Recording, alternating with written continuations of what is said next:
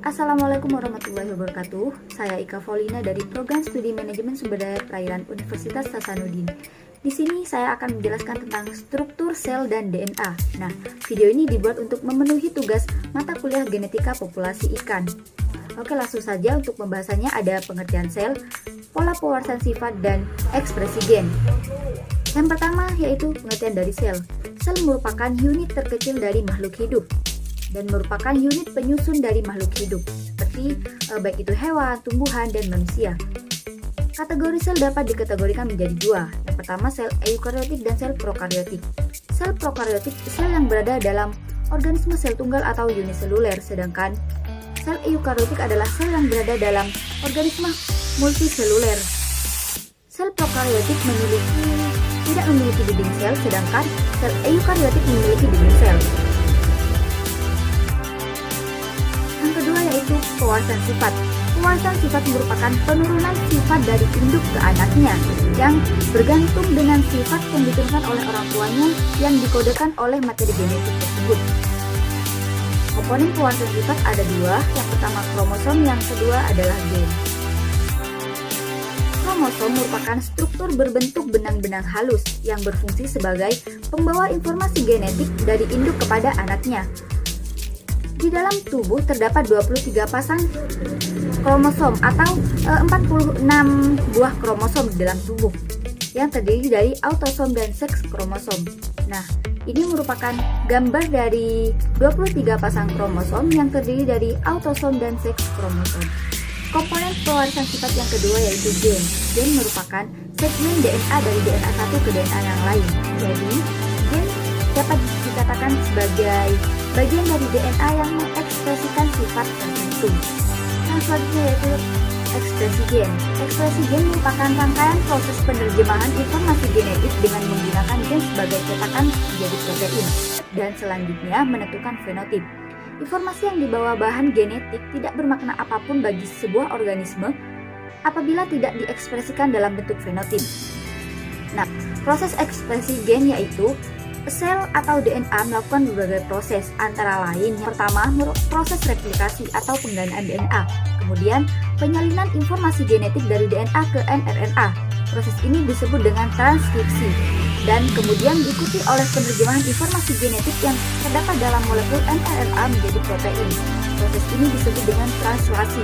Dengan cara inilah sifat genetik diturunkan dari satu generasi ke generasi berikutnya. Proses replikasi DNA. Materi DNA yang telah digandakan kemudian akan dibagi ke masing-masing anak sel yang baru.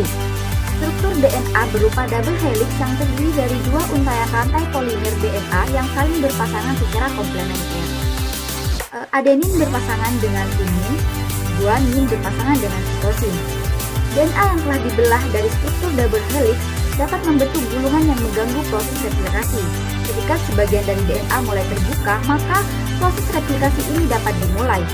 Satu untaian DNA template berorientasi dari 3 aksen ke 5 aksen, dan untaian yang lain berorientasi dari 5 aksen ke 3 aksen. Setelah proses replikasi selesai, dilanjutkan dengan proses transkripsi. Ada 3 tahapan pada proses ini. Yang pertama inisiasi, elongasi, dan terminasi. Saat terjadi proses transkripsi, DNA yang terkandung dalam nukleus akan dihampiri oleh RNA polimerase. Inisiasi terjadi saat RNA polimerase melekat pada daerah promotor gen. Pada saat itu, RNA polimerase akan membuka ikatan DNA dan akan memulai membentuk mRNA melalui cetakan DNA template. Kemudian, RNA polimerase akan mengarahkan pembacaan dari arah 5 aksen ke arah 3 aksen. Proses ini dinamakan dengan elongasi. Transkripsi akan berakhir saat RNA polimerase sampai pada daerah terminator. mRNA yang telah terbentuk mengandung urutan 3 basa nitrogen yang dikenal dengan kodon. mRNA akan meninggalkan nukleus melalui pori-pori nukleus menuju sitoplasma untuk melakukan proses selanjutnya, yaitu proses translasi. Proses yang terakhir yaitu proses translasi. Pada proses translasi terdapat tiga tahapan juga. Yang pertama tahap inisiasi, tahap elongasi, dan tahap terminasi. Tahap inisiasi dimulai saat ribosom subunit kecil terikat pada mRNA. Ribosom subunit kecil ini akan bergerak dari arah 5 aksen ke arah 3 aksen. Jika sudah menemukan kodon AUG, tRNA yang membawa asam amino metionin dan antikodon yang membawa asam amino metionin dan antikodon UAC akan melekat pada mRNA. Kemudian, setelah tRNA terikat pada mRNA, maka ribosom subunit besar akan datang dan terikat juga bersama ribosom subunit besar untuk melengkapi proses inisiasi. Ribosom subunit besar memiliki 3 daerah.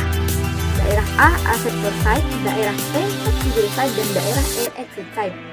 Saat terjadi proses elongasi, asam amino yang lain akan dibawa pada rantai mRNA oleh RNA transfer dengan membawa antikodon. Selanjutnya, asam amino yang baru ini akan memasuki daerah A. Lalu, ikatan peptida akan terbentuk di antara kedua asam amino pada daerah P. Saat itu, ribosom akan berpindah ke triplet kodon yang lain yang ada di mRNA, sehingga tRNA yang sudah melepaskan asam aminonya akan berada di daerah E dan bersiap untuk keluar. Kemudian, daerah A pun bersiap untuk menerima atau ditempati tRNA yang baru. Siklus ini akan terus berlangsung sampai pada tahap terminasi.